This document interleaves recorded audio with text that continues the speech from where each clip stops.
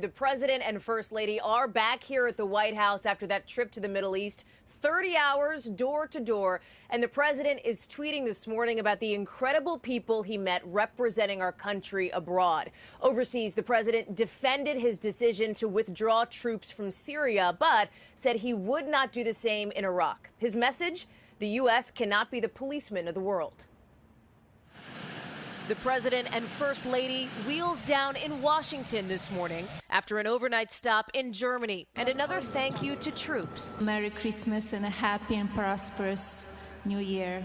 That's after that surprise trip to Al Asad Air Base in western Iraq, where the president took pictures and talked policy, defending his controversial decision to withdraw U.S. troops from neighboring Syria, even though his generals, as he put it, recommended otherwise in the fight against ISIS. They said again recently, could we have more time? I said, nope, you can't have any more time. You got enough time. We've knocked them out. We've knocked them silly. Despite a drawdown in Syria and potentially Afghanistan, the president says he has no plans to pull troops from Iraq. If you take ISIS and if we see something happening with ISIS that we don't like, we can hit them so fast and so hard, they really won't know what the hell happened. President Trump's first visit to a combat zone comes after criticism he waited too long for what's typically a holiday tradition for the commander-in-chief.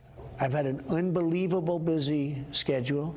President Trump's trip kept secret until the last minute for security reasons, as he himself acknowledged the safety concern.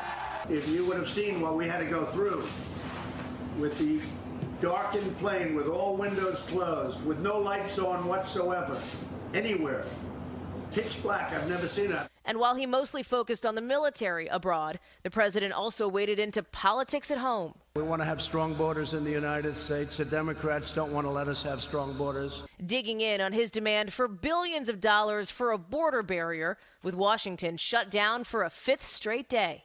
How long do you think the shutdown will last, Mr. President? Whatever it takes. I mean, we're going to have a wall. We're going to have safety.